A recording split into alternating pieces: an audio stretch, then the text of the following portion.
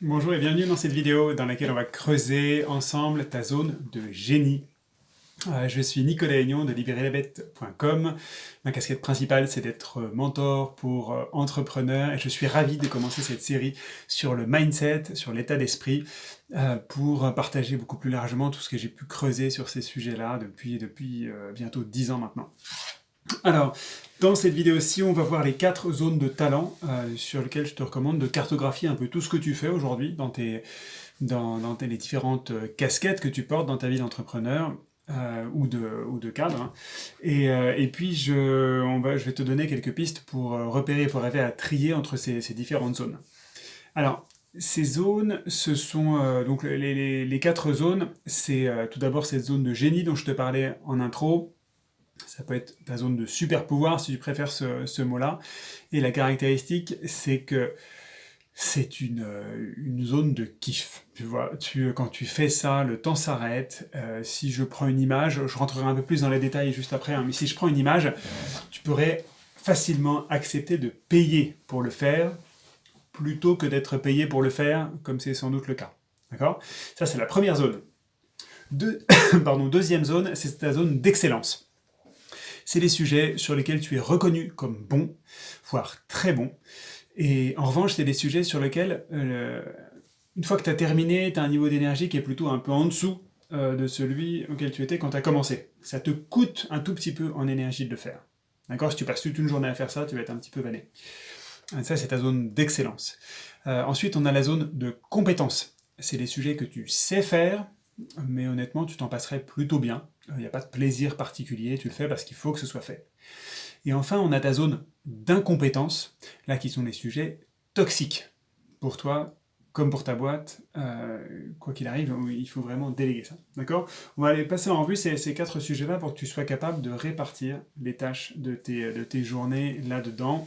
Et du coup, évidemment, le but du jeu, c'est d'arriver à concentrer son temps à outrance sur sa zone de génie, voire d'excellence, et de vider ces zones de compétences et d'incompétences.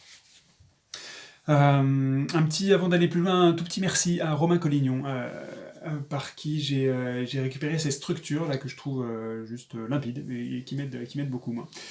Alors, si on fait un zoom par zone, zone de génie, ta zone de super pouvoir, c'est quoi les caractéristiques, c'est quoi les signes cliniques? Ce sont des sujets sur lesquels tu as plus d'énergie au début qu'à la fin, quand tu bosses là-dessus. Tu vois, ça te nourrit tellement, ça te fait tellement plaisir que quand tu termines, tu as la patate bien plus fort qu'avant d'avoir commencé.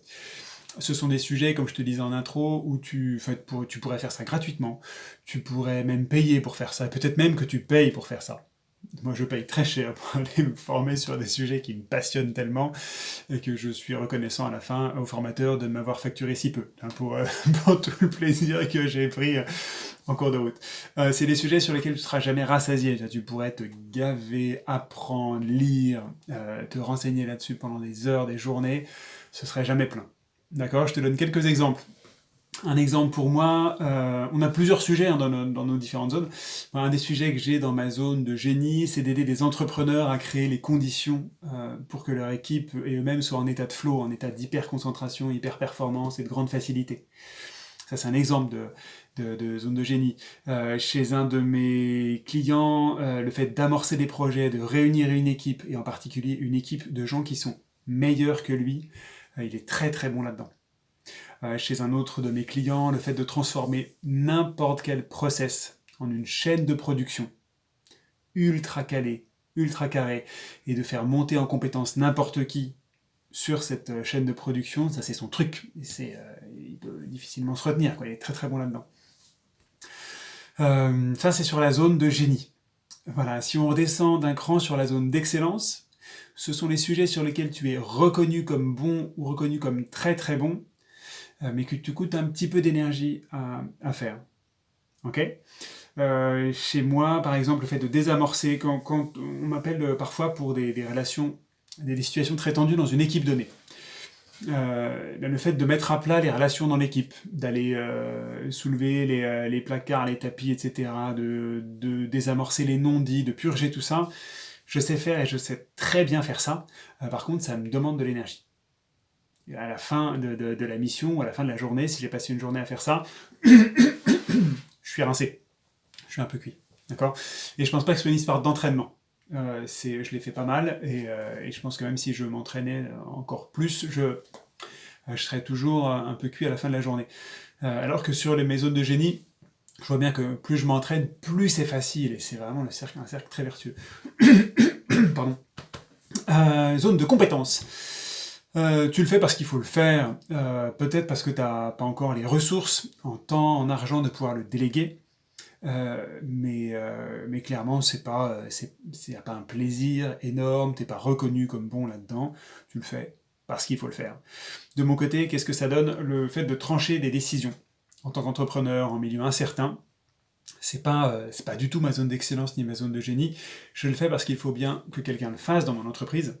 Maintenant, on est deux, il y a des choses que je peux déléguer, puis ça, je n'arrive pas encore à le déléguer, mais je vois bien que dans mon couple, par exemple, dans ma famille, j'ai délégué ça. C'est ma femme qui sert de détonateur sur le fait de prendre des décisions au milieu incertain, changer de région, construire une maison versus acheter une maison, etc. Ça, c'est elle qui sert de détonateur, et moi, dans ma zone d'excellence, il y a le fait de mettre en œuvre ce genre de projet-là. Mais décider, c'est pas mon truc. Donc je le fais aujourd'hui, faute d'avoir trouvé une meilleure solution dans ma boîte. Pardon. Et incompétence, zone d'incompétence, c'est les trucs qui sont toxiques pour toi et qui sont toxiques pour ta boîte. Ou tu le fais peut-être encore aujourd'hui, parce que tu as peur de le déléguer ou pour des plus ou moins bonnes ou mauvaises raisons.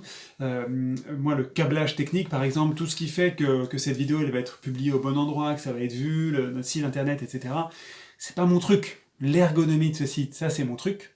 Là, on est en train de le refondre. Je sais pas si quand tu verras sur la vidéo, si tu auras l'ancien site qui est vraiment minimaliste ou le nouveau qui est un peu plus travaillé.